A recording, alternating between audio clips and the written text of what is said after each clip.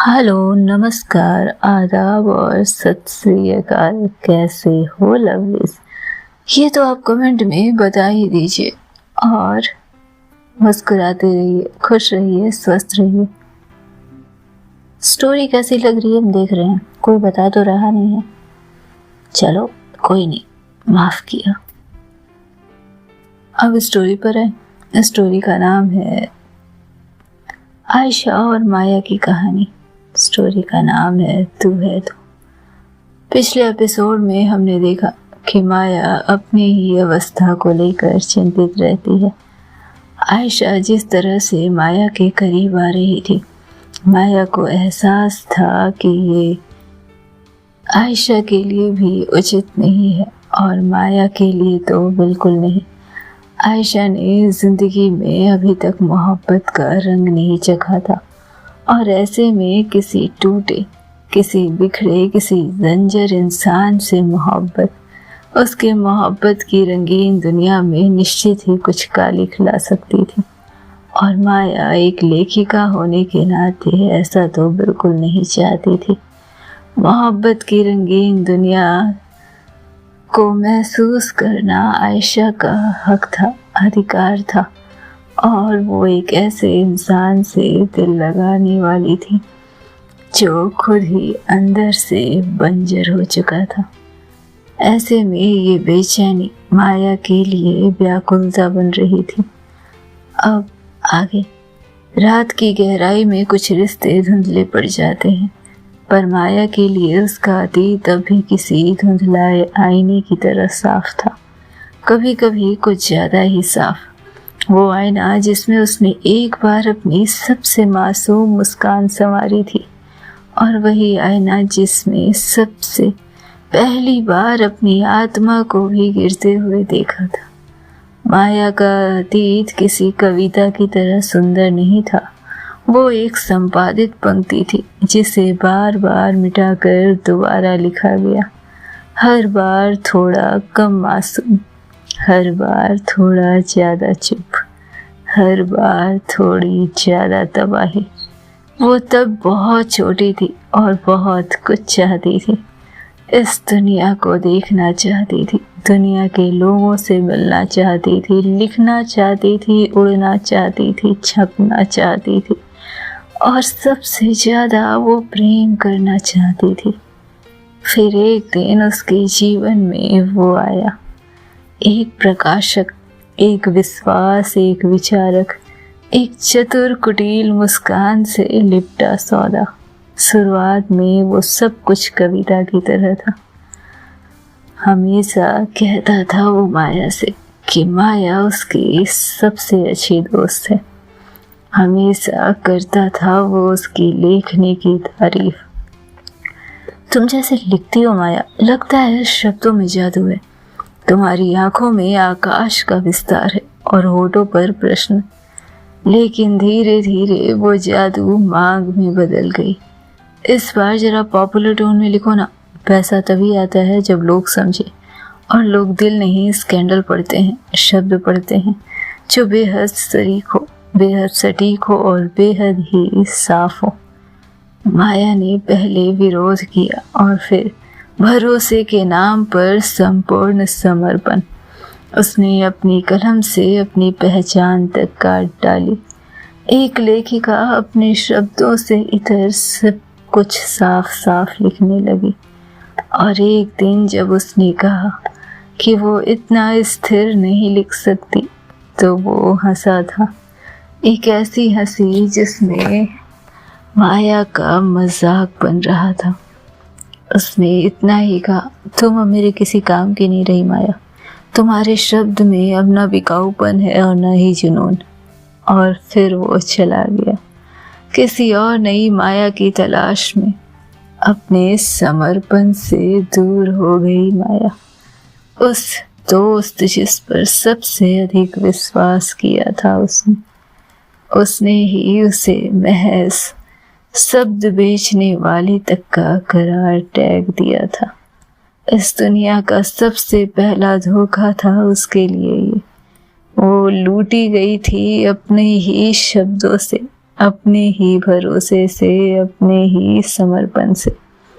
पर माया टूटी नहीं थी उस दिन, वो फटी थी एक किताब की तरह, जिसके पन्ने अब भी सलामत थे, पर जिस पर अब कोई हाथ फेरता तो वो चीख उठती थी। उसके लिए प्रेम अब भी एक किताब था, पर अब वो किताब उसने किसी को उधार नहीं दी थी। प्रेम से अब तक उसका सामना नहीं हुआ था। हालांकि इंसान समर्पण और विश्वास तो टूट ही चुके थे। प्रेम के लिए सबसे जरूरी 3 चीज। उसे डर नहीं था अकेले रहने से, उसे डर था फिर से किसी पर खुद से ज्यादा भरोसा कर लेने से, और फिर से एक बार खुद को तबाह कर लेने से। उसे डर था कि अगर उसने किसी को फिर से अपने शब्दों तक पहुंचने दिया तो वो फिर छीन लिए जाएंगे, वो फिर पढ़ी जाएगी, फिर तोड़ी जाएगी। आयशा ने जब पहली बार उसका हाथ थामा, उसके शब्दों की तारीफ की, तो माया के भीतर एक पुरानी दीवार कांपी थी। लेकिन माया मुस्कुराई नहीं, वो चुप रही, क्योंकि कुछ चुप्पियां होती है जो सिर्फ इसलिए बोली नहीं जाती, क्योंकि अगर वो बोल दी जाए तो फिर बचेगा ही क्या। उस रात जब आयशा ने उसकी किताब में एक लाइन पढ़ी, प्रेम मुझे डराता नहीं, पर प्रेम में खो देना मुझे खौफ देता है, तो माया ने खुद से भी वो पंक्ति छिपा ली थी। वो जानती थी कि प्रेम सिर्फ वो नहीं होता जो साथ लाता है, प्रेम अक्सर वो होता है जो कुछ लेकर चला जाता है, या शायद सब कुछ लेकर चला जाता है। माया ने बहुत पहले ही सब कुछ, या कहूँ कि बहुत कुछ खो दिया था। वो अब भी प्रेम पर लिखती थी, पर विश्वास से नहीं, सावधानी से। कभी कभी हम किसी को इसलिए नहीं अपनाते कि हमें उससे मोहब्बत नहीं होती, बल्कि इसलिए कि हम अपने ही चले हुए कागजों से डरते हैं। माया अब भी लिखती थी, पर अब हर शब्द में अपनी सीमाएं रखती थी। आयशा उन सीमाओं के पास आ रही थी, बहुत करीब, बहुत ज्यादा ही करीब। और इसका डर माया के लिए किसी रफ्तार से कम नहीं था, जहां से टकराने के बाद जीवन के बचने की उम्मीद शून्य होती है। रात की बाहें धीमे धीमे फैल चुकी थी। कमरे की खिड़की से चांद की रोशनी यूं उतर रही थी, जैसे कोई खोया हुआ राग, धुंधला, मीठा और अनकहा। दीवार पर चलती परछाइयां जैसे इस बात का सबूत दे रही थी कि इतना आसान तो नहीं है इन परछाइयों से खुद को अलग करना। और जो अब तक किसी ने नहीं सुनी थी, वो डर माया सुन पा रही थी, वो चीखें माया सुन पा रही थी। एक ऐसे लड़के से मोहब्बत जिसने प्रेम को समझा नहीं है अभी, और माया प्रेम की परिपक्वता से आगे गुजर चुकी। आखिर कैसे वो इस लड़की को प्रेम का अनुभव दे सकेगी? और ये खौफ ही माया के लिए काफी था। वो चाह कर भी आयशा का हाथ नहीं थाम सकती थी, उसे नहीं बता सकती थी कि इन हाथों को थामने के बाद उसके जीवन में किस तरह के बदलाव होंगे। वो देख रही थी समय के काफी पहले आयशा की आंखों में उभरते आंसू, उसके कांपते होठ और उसके गले में कैद शब्द, जो आगे चलकर कहीं न कहीं इस रिश्ते की सच्चाई होने वाले थे। और ये डर जीते जी जैसे माया का गला घोंट रहा था। आयशा माया के लिए गर्म पानी रख रही थी, पलंग के सिरहाने एक कपड़ा रखा, दवाई ना पी, जैसे हर छोटी बात में अब वो उसकी आदत हो चली हो। माया अब भी कमजोर थी, लेकिन होशो हवास में थी। कमजोरी के उस तल में एक अजीब सी चुप्पी सधी थी। एक अजीब सा बर्ताव था माया की आंखों में, जो महसूस कर पा रही थी आयशा। अब न बुखार थी न थकावट, कुछ था जो नजरें झुका देता था जब भी आयशा माया की तरफ देखती थी। शब्द रोकने लगी थी माया और बढ़ने लगी थी आयशा की बेचैनी। अगर आपको आराम करना है तो मैं पर्दा खींच दूं? आयशा ने पूछा बेहद धीमे, और माया ने सिर हिलाया। ना, मैं चांद से डर नहीं लगता, अंधेरे से थोड़ा सा डर जरूर लगता है। आयशा मुस्कुराई, हल्की पर गहरी मुस्कुराहट। फिर तो मैं अंधेरे को थोड़ी देर के लिए बाहर कर देती, कहते हुए उसने मोमबत्तियां जला दी थी। कुछ ही देर में जब माया बिस्तर से उठी तो उसने साड़ू का पल्लू मोड़ते हुए अपनी खुले पीठ की तरफ हाथ ले जाना चाहा, और अचानक से उसके कमरे में दाखिल हुई आयशा ने पहली बार वो दृश्य देखा। वो एक लंबा गहरा जख्म था, चमड़ी के ठीक उस हिस्से पर जहाँ सबसे नाजुक स्मृतियां जमा होती है। एक खामोश चीख जो वक्त की स्याही में अब भी चमक रही थी। हालांकि उस जख्म पर जाने कितनी परतें पड़ चुकी थी, लेकिन वो जख्म अब भी सीना ताने खड़ा था, जैसे हर रोज माया को उसकी किसी गलती का एहसास करा रहा हो। आयशा के हाथी में से उठ गए, जैसे किसी पुरानी किताब का पन्ना पलटते हुए मन कांपता है। कांप गया था उसका मन, रूठ गई थी उसकी आत्मा कुछ देर को इस दुनिया से। उसने उस जख्म को छूना चाहा, ना देखने के लिए न सहलाने के लिए, बस समझने के लिए। माया एक झटके में पीछे हट गई और दूर खड़ी आयशा को देखा। आंखें उसकी अब भी उस जख्म पर, और डबडबाई आंखें माया के लिए किसी अस्थिरता से कम नहीं थी। ये क्या था जो माया समझ नहीं पाई? आखिर इतने पुराने जख्मों पर भी इस तरह आंखों में आंसू उभर जाना, जैसे किसी मंदिर की मूरत में खुद को देख लेना, भगवान की आंखों में खुद की छवि देख लेना। वो वहीं थम गई और माया को वहां खड़ा देख आयशा धीमे कदमों से उसकी तरफ बढ़ती, और तभी माया की आवाज कांपती, नहीं। आयशा की आंखें अभी भी डब थी। क्यों? क्या ये आप नहीं? माया ने पीठ की तरफ पल्लू खींच लिया, जैसे अपना अतीत ढक ले रही हो। ये मेरी गलती है, उसने मुझे ऐसा बनाया और मैंने उसे माफ कर दिया। हर बार क्योंकि मैं प्यार में थी।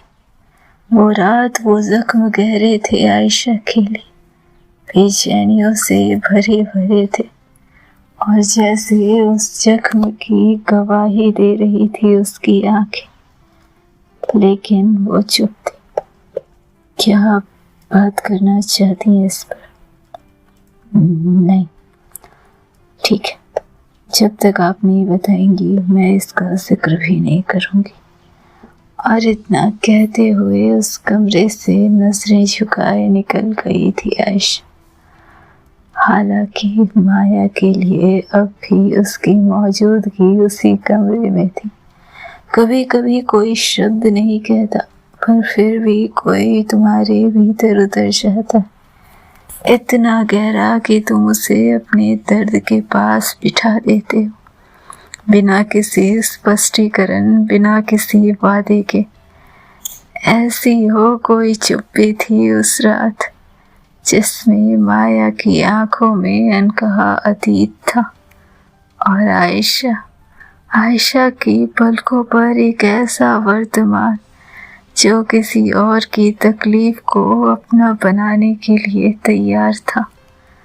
पर सवाल फिर से वही थे, आखिर किस शर्त पर, आखिर इस तकलीफ को अपना बनाने के लिए क्या खोना पड़ सकता था आयशा को, क्योंकि माया के पास तो कुछ बचा नहीं था।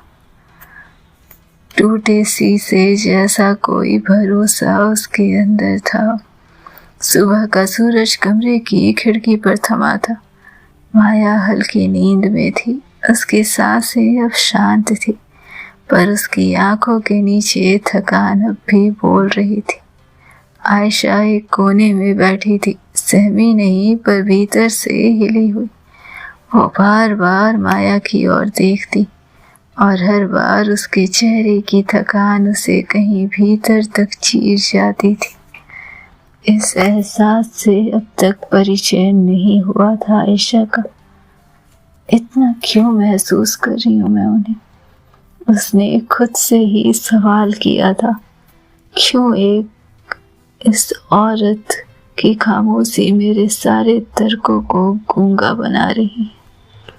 आयशा जब पूरे दिन माया की देखभाल करती, उसको ब्रश करवाना, दवा देना, पसंदीदा तकिया सजाना, उसकी किताबें उसके पास रखना और धीरे से कहना, आप बस आराम कीजिए, बाकी मैं संभाल लूंगी। माया कुछ नहीं कहती, पर उसकी आंखें उन आंखों में एक स्वीकार था, जैसे बरसों बाद किसी ने बिना शर्त उसकी देखभाल की हो। एक दोपहर जब माया की आंखें बंद थी, आयशा उसके पैरों के पास बैठी थी। माया की उंगलियां धीरे धीरे हिली और उसके मुंह से अनायास ही वो शब्द निकले जिससे परिचय कुछ वक्त पहले ही था। आयशा। आयशा जैसे पल भर को जम गई थी और बेहद ही सरल अंदाज में उसने कहा था, यही हूँ मैं। माया की आंखें नहीं खुली, पर चेहरे पर एक अजीब सुकून तैर गया था। गौर किया था आयशा ने। आयशा उस पल को चुपचाप अपनी आत्मा में समेट लेती है, जैसे कोई शून्य भर गया हो। आयशा ने डॉक्टर से बात की, दवा, परहेज, डाइट सब समझा। वो खुद माया के लिए दाल छानती, खिचड़ी पकाती, ड्राई फ्रूट पीस कर दूध में मिलाती। दीदी ने जब पूछा, इतना सब क्यों कर रही हैं आप? आयशा बस मुस्कुरा दी थी।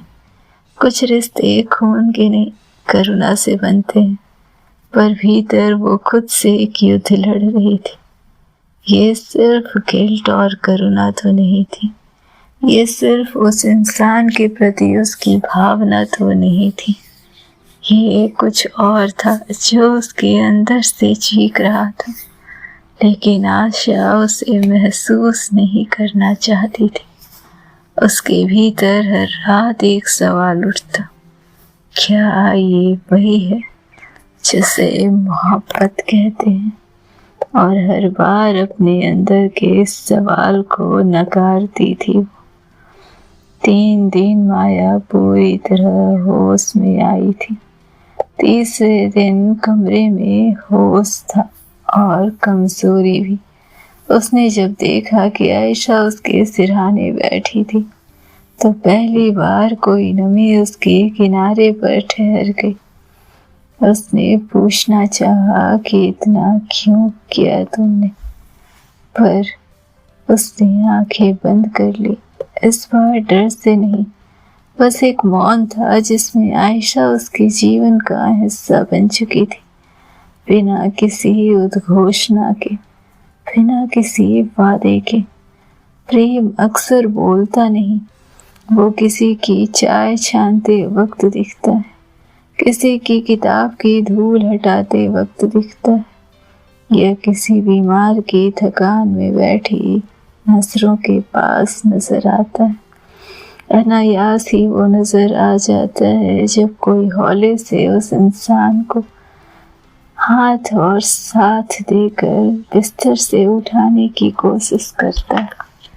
प्रेम नजर आ जाता है जब यूं ही चलते चलते कोई साथ चल रहे इंसान का हाथ थाम लेता है, उसके साथ बैठे बैठे उसकी एक ठसके पर फौरन ग्लास में पानी भरकर उसकी ओर बढ़ाता है, गर्म खाने को फूंक मारकर फिर उसके करीब ले जाता है। ये प्रेम ही तो था, ये आभा ही तो थी प्रेम की, जिससे दोनों अनभिज्ञ ना होते हुए दूर थे और दूर होते हुए भी इतने पास कि महसूस कर पा रहे थे उसे बिना उसका जिक्र किए। और इस प्रेम के बंधन के बीच सबसे बड़ा सवाल जो दोनों के लिए था वो यही था कि आखिर क्या साथ ना रहने पर इसकी याद आएगी? क्या ये पल उन्हें कौंधेंगे? क्या उन्हें डराएंगे? प्रोजेक्ट पूरा होने वाला था, जानती थी आयशा। महज 2 दिन ही तो रह गए थे और जानती थी माया, ये सिर्फ एक समय है जो उसके अंदर कुछ बदलाव करने आया था। एक बार फिर से पतझड़ चला गया था, बगीचे में फूल खिल गए थे, लेकिन जानती थी माया सहगल कि ठंडक फिर से इन फूलों को खिलने से रोक देगी। फिर से होने वाली बर्फबारी और फिर से होने वाली भारी बारिश कहीं न कहीं इस बागीचे के लिए तन्हाई और रुदन लेकर आएगी। जानती थी माया सहगल कि फूल खिलने के मौसम बेहद कम होते हैं।